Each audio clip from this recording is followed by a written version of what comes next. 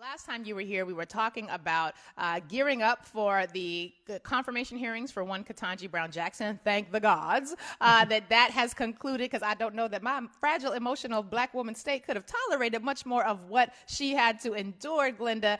But since that time, she has been confirmed, and we have also seen the expansion of Black political power in other arenas. We now know that Adjoa Asamoah is the first senior advisor on racial equity and inclusion for the amazing Housing and Urban Development Secretary Marsha Fudge. We also know that Adjoa Asamoah was very instrumental in shepherding through a really key piece of legislation that, despite the depression of the first segment and all the challenges that remain, quite frankly, with regards to over-policing and aggressive policing and what I call anti-Black policing, we do know that there are some bright spots in other arenas that we should look to for sources of inspiration. Talk with us about this legislation in particular, the Crown Act. Why is it necessary? I mean, here you and I both sit, professional Black women, and depending on the day of the week, our hair might look any different number of ways, all in line with our natural hair embrace. But why did we need legislation for this? And why was this legislation such a significant demonstration of what can happen when Black people work together to amass their political power?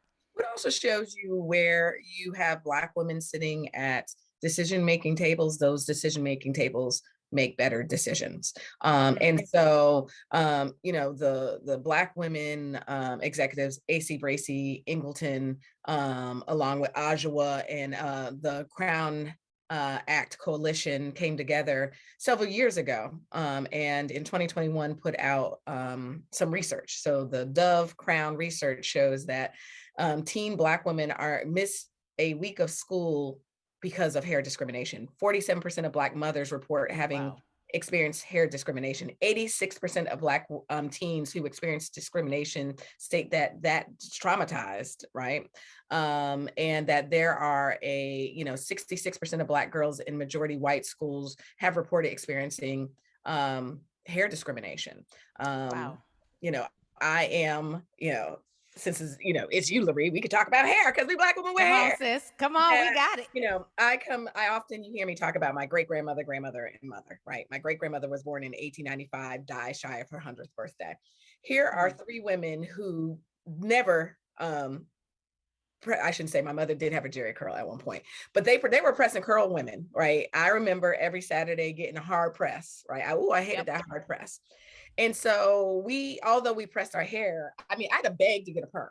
It was my senior prom. I was like, I want a perm, mommy. And they were like, you don't get a perm. And so I came from a family that would really embrace natural hair. And I went to a majority white, institution. And so this notion of people wanting to touch our hair and, having things to say about fuzzy hair, that happens on the school playground, but it also happens in the workplace. That's right. And so unfortunately, the existence of Black women embracing ourselves from the African diaspora becomes yet another hurdle that Black women have to face. And so why do you have to legislate it? Because we see instances consistently. I don't know, it just recently happened. Did you see it was like a Black, I think it's a college age Black woman who was a power lifter or a wrestler, and she had beads in her hair. Yes, and the judges said that she couldn't compete. And to see the girls from both teams, Black and white, sit there around her, pulling her beads out so that she can compete, right? And so, yes, we've got to legislate, the notion that you're not gonna regulate how I can wear my hair. And so this coalition and the brilliance of Adjoa was going state by state. So then California State Senator Holly Mitchell, who is now an LA, supervisor, passed the first state Crown Act, and they've been going state by state.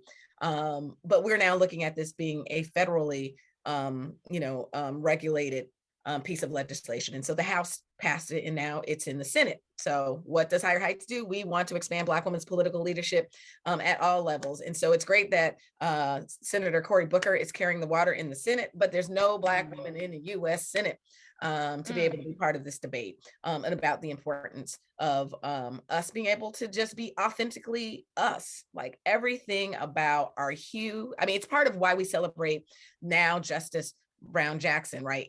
she literally represents me, right? Here's a woman that wears glasses. I wear glasses. She wears her hair natural in sister locks. She is a brown skinned Black woman who's unapologetically Black, stood in the White House on the South Lawn and said, I'm the hope and the dream of the slave. Like, I was there, I was looking around like, oh, she about to say it right here on national TV on the White House lawn, that we should be able to authentically be ourselves and then not have to be subjected to not only discrimination, but just don't touch my hair. Right.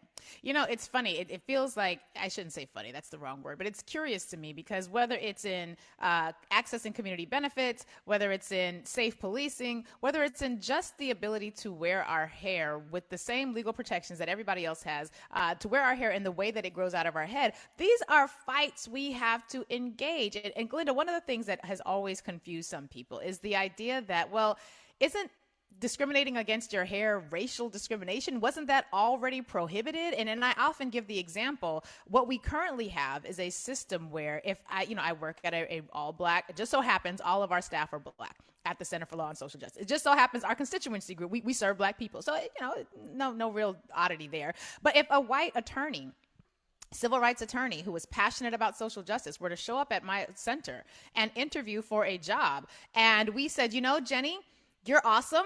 Like, we think you'd be great, but unfortunately your hair is just a little too straight. It's very unprofessional. It doesn't twist. It doesn't grow out, Jenny. It just grows down. It's lifeless. It's limp. There's no verve, no je ne sais quoi. There's nothing to poof it up. So if you can do that and fluff your hair out, and do a 2-strand twist, and let's see what your twist out can look like, that would be more professional for our grooming standards. I would be fired, right? Like, I would be wholesale removed from my position for engaging in wrongful discrimination against Jenny.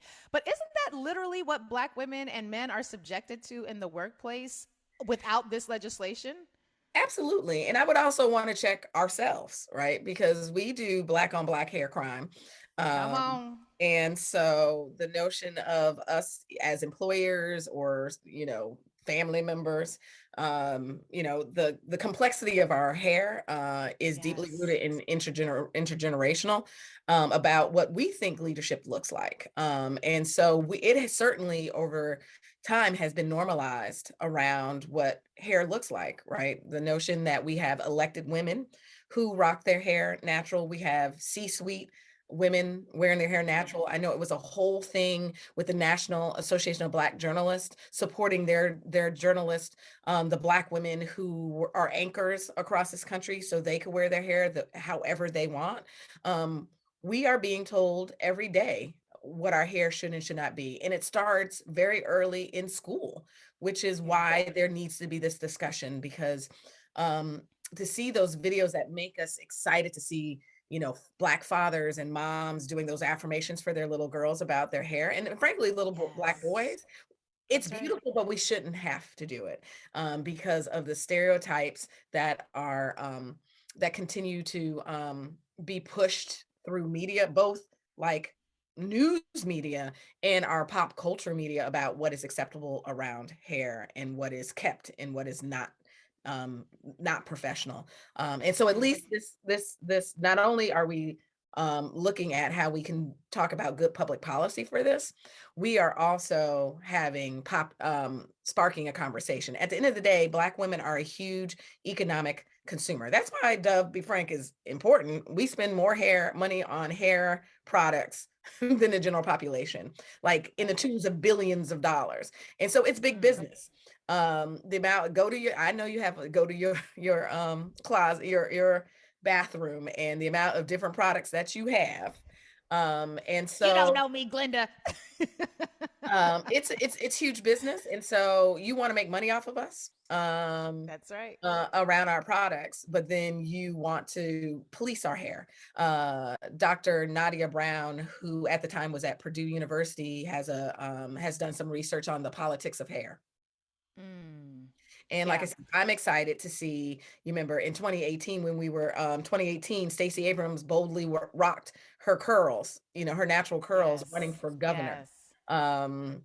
You have, the conversation when Congresswoman Ayanna Pressley from Massachusetts chose to show and talk about her alopecia, right? And Right. how that was such a decision for her because of how important our crowns are, and her ability to talk about her crown um, being this, beautiful bald head. And we're right back in another discussion about alopecia and a beautiful, Mm. bold bald head.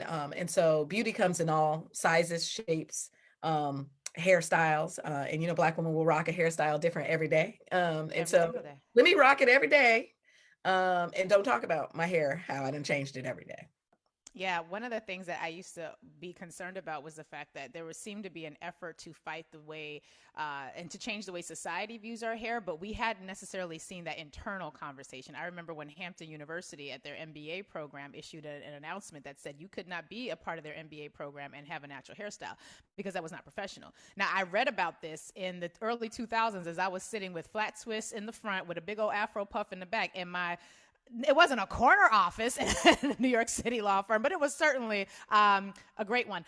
So, this idea that we also have to challenge the way we have internalized and we have normalized and some of these anti-Black behaviors as well as it pertains to our aesthetic and our grooming. We have a number of examples of Black-led schools where Black boys were told, you cannot wear your locks here, you cannot wear your hair cornrowed here. And so this is something that impacts every single one of us, and it is an opportunity, I think, for as we're fighting for this legislation to be passed in the Senate, mindful of the fact that there are no Black women who can vote on this in the Senate right now, as we're mindful of that, and we're also mindful of the way we are shifting how we view ourselves, these two things coming together at this moment, really empowering. And you mentioned those videos where we're giving our Black children affirmations, and I love them as much as the other person, but sometimes it makes me a little sad because I feel as though we prioritize and we take pride in resilience as a state of being, and resilience is not supposed to be the mode in which we exist, right? Resistance and grit shouldn't just be our only paradigm. It's supposed to be what happens in the moment that it is needed. But sometimes when it comes to things like the Black aesthetic, we end up living in a state of resistance because there is so much so many legal obstacles to our being able to show up fully as we wish. This legislation is going to help do a lot to change that. In just a few minutes we have left, should we, all the Black women who are all represented by a non-Black woman senator, should we be calling our senators right now and asking them, hey, where are you at on this Cory Booker legislation to, the Crown Act? Where are you? Because as you noted, Glynda, every single one of us right now are represented by a senator who is not a Black woman. So how do we activate them to move on our behalf? Yeah, so democracy is a 365-day a year Come on now. participatory activity, right? And so, Black women overperform in the voting booths. We will continue to do that. We also bring our house, our block, our church, our sorority, and our water cooler. Um, this conversation about, having people being able to show up in their authentic selves, we need our allies. And so there needs to be a discussion. And so you should be calling and talking to your US Senator, just like we were calling and talking to our US Senators around Ketanji Brown Jackson. And so That's I right. would suggest two things, all right? One, go to thecrownact.com, and some of the research numbers I just talked about, you'll see it there, and you can see how you can build with that coalition. And we certainly continue to want you to be part of Higher Heights for America, the political home for Black women, a place where, as a Black woman, you can be informed, engage, and to take action and build power collectively. And for our allies who are speaking, just like my great, we're going into a Easter weekend, and so at my house, at my grandmama's house, there was always an extra seat at the table, and so we welcome our allies to build with us around this issue. Because I know you're clicking through and you see those same videos where you see athletes being discriminated. This past summer Olympics, there was a discussion about Black women swimmers, and what That's type right. of cap they could wear that would actually be able to hold their hair. And so we consistently see these conversations in these stories. And so we need to be part of changing the narrative and pushing not only locally this legislation, but also calling out this should be something that is easy. Should not be the politics of Black women's hair. This should be a bipartisan support. It's not going to be, but we certainly should be calling and talking to our US senators.